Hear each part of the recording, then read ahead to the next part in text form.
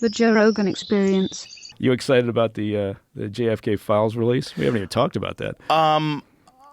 You know, I feel like Charlie Brown when Lucy keeps pulling that football away. You know, like, today's the day I'm going to kick that football. And then she fucking yanks that football and Charlie goes flying through the air and lands on his head. Yeah. That's how I feel. It's going to be the way it is, too. I mean, I think they'll actually kick out the door. I don't think this time around, I don't think they can hold any more documents. And they don't have that many left to hold. Well, right? I think they just found thousands of new documents. They found 2,400 more. That is actually a good way. They found, the FBI says, oh, look at this. You know, what they did was they did a review. They started in 2020, and they said, okay, all our closed cases, we're going to start, compiling all of them in one place. Why weren't they doing that 40 years ago, 50 years ago? How do you not do that? Right? Have a central repository. Anyway, so they said, well, this is what we're going to do. So they did, and they said, we're updating the way that we digitize and hold on to all our records. And during the course of that, then when Trump issued his executive order about the release of the files, and also for RFK and MLK, then the Bureau says, well, we were able to, because we'd done this digitizing and this way of tracking our records, we were able to find 2,400 documents that are related that we just didn't know about. So there's those, and then there's maybe 5,000 other documents left that haven't been released. Well, Trump was quoted as saying that if you saw what they showed me, you wouldn't release it either. Right. What does that mean? You know, what can that mean? It's a really good question. Here's what I think. I think, and I don't. Obviously, I don't know what's in those documents either. Wait a minute, you don't? Well, remember, I was a toddler when he was shot, and although that would have been the perfect cover, right? Because nobody's fucking looking for a toddler to come behind with a microphone, magnifying glass, come off that grassy knoll. Right? But what could? I mean, it's not like they're going to say in the documents we did it, right? Like, so what could the documents have that would be so incriminating that they wouldn't want to release them? Like, what would you document if you assassinated the president? We'd say, well, me and Mike were sitting over here on the grassy knoll. And then I think some of the documents, the redactions are really pedestrian. Like, they've redacted in the old days, redacted a person's name who was an investigator or a social security number of somebody who was interviewed. But there's whole or pages something like that that are redacted. Right. I mean, so there's like those are like weird. Yeah, there's what's going on I think there? they held on to, Biden administration held on to like 2,000 some odd documents. In 2017 they were supposed to release them. Right. And then this was when the Trump administration didn't do it, and that's when people got mad. Yeah. It was like, hey, you said you were going to do it. And this time they are saying they're going to do it. And then they got this hot lady who's involved in all this, which is odd. It does. Well, again. Why'd they pick her? Why'd they pick her? Is she, she a JFK expert? I think she's an assassination expert. Well, it's not just assassination. She's in charge of UFOs too, right? Right, and Epstein and all the rest. I think what we're going to find is, this is just me speculating, obviously, but I think what we're going to find with the released documents is, A, there's no smoking gun. It's not going to stop people from believing what they believe. It's not going to put anything to rest. And I think also there probably will be, one of the reasons I think some of these things were withheld was because it's embarrassing perhaps to the CIA and the FBI also in terms of their collaboration. Look, Lee Harvey Oswald was on their radar for good reasons, right? For counterintelligence reasons. He had lived over in Minsk. He'd defected to the Soviet Union. He'd lived over there for 3 years. Came back. And so that in alone puts him on the radar, right? Now suddenly he's a CI concern. So the CIA is definitely monitoring him. And then he goes down he to Mexico. He goes to the Cuban and Soviet embassies, right? He's desperate to get involved in the revolution, even though he's the Soviets by that time had decided he's a complete loser. And I think is that the narrative, though? I mean, do we know what they really decided? Well, I think I'm just speaking again from experience in the intelligence community. At a certain point, you look at somebody and go, "There's nothing here. This person is more of a liability than an asset." Well, wouldn't that be the perfect person to make a patsy? Well, unless they decided the guy is just unstable. Look, I mean, reportedly, he was finally granted permission to exist in the Soviet Union. after he tried to kill himself. When they said they were going to send him back, he couldn't stay there. Right? How did he try to kill himself? What did he do? No idea. I don't know that part of it, but I think it's. I guess. So my point is that I think he was on the radar, and I think what happened was, in the documents we may find that the CIA, at the time, was not proactive enough, and they didn't work well with the FBI. There was real friction between those two.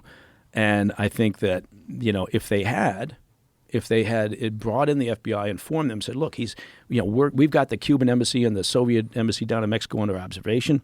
We've had this guy on our radar for some time. He's now come back to Dallas and New Orleans. He's back in the States. We've got to keep an eye on him. Right? I think if they had done that, maybe history changes. But I don't think they did. Obviously. Yeah, but this is assuming that Lee Harvey Oswald acted alone, which I'm not buying into. Under this scenario, yes. I'm not buying that at all. But I think that's what we're going to see in some of this documentation. Well, if Trump really did say that if they showed you what they showed me, you wouldn't release it either. It has to be something. And that something might be a second shooter. Well, it's not. More. I agree, because Trump has never been known to say anything hyperbolic. So, there's a chance that he was, I don't know. Okay, he attempted suicide, a striking indication of how much he desired to remain in the Soviet Union. Showed how willing he was, dramatically and decisively, when he faced an emotional crisis with few readily available alternatives at hand. He was shocked to find that the Soviet Union did not accept him with open arms. The entry in his self-styled historic diary for October 21st, 1959 reports, "I am shocked," 2 exclamation points. "My dreams," exclamation point. "I have waited 2 years to be accepted. My fond's dream," I don't even know what that means. Fondest? Fondest. It's probably they forgot the T. He can't spell this, fuck. "My fondest dreams are shattered because of a petty official. I decided to end it. Soak fist in cold water to numb the pain, then slash my left wrist." What a pussy. The then plague wrist. Oh, plug. Then plunge wrist. Boy, he can't spell plunge either. Then plunge wrist. Plunge. So he spells plunge, Plaug. I guess it's plunge. Wrist into bathtub of hot water. Somewhere a violin plays as I watch my life whirl away. I think to myself, how easy to die and a sweet death to violins.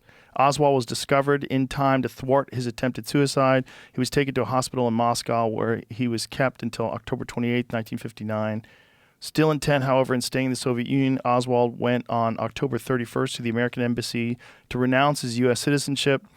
Mr. Richard A. Snyder, the then second secretary and senior consul officer at the embassy, testified that Oswald was extremely sure of himself and seemed to know what his mission was. He took charge, in a sense, of the conversation right from the beginning. He said, he presented the following signed note. "I, Lee Harvey Oswald, do hereby request that my present citizenship in the United States of America be revoked." And then they let him back into the United States. So this is why the more tinfoil hat wearing amongst us say this fucking guy, he was working for the government. This was all bullshit. Yeah. They were setting it up, and they were using him as a patsy.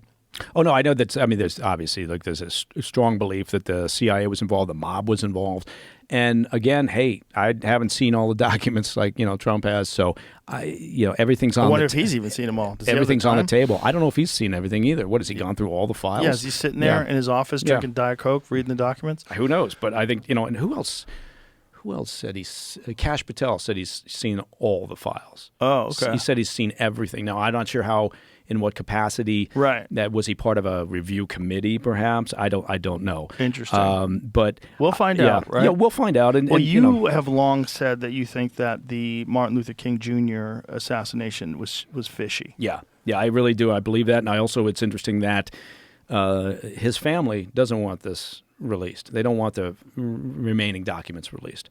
And I think the reason there is because, look, they, Hoover and the federal and state law enforcement had a real hard-on for Martin Luther King, obviously, right?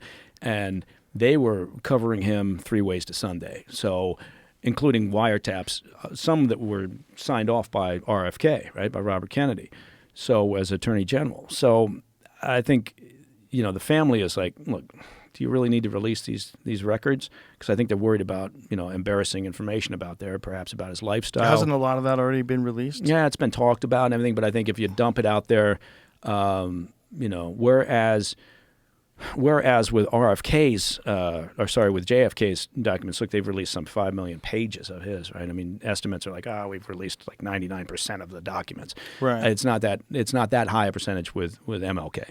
Right. So I think there's a potential for embarrassment, but I also, same thing. I don't think in those documents, because I don't think anybody's going to, if they're not going to self-incriminate, right? And I do think that there was something going on. Look, James Earl Ray is a much more interesting case study, I think anyway, than Lee Harvey Oswald.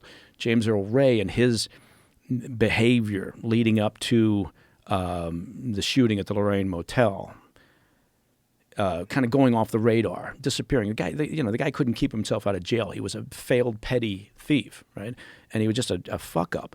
And then suddenly he disappears off the radar screen, and he shows up, and he looks like a college professor, and he's kind of got his shit together. And then after shooting him, he ends up in Belgium. He got money and guns. Yeah, he got money and guns. He had a bag full of cash to go buy himself a Mustang, which he used to drive around the South and kind of be off the grid. I don't know. That one strikes me as, and then the sort of the interplay with federal and state and local law enforcement, to me. But again, my point is that they release the documents. What do you think? There's going to be some note in there saying must kill MLK. Please, somebody talk to Hoover. So that's why it's fun to think like what are they gonna? What's the JFK document is going to say? What is the MLK? What are they going to tell us about UFOs? But how much are they documenting?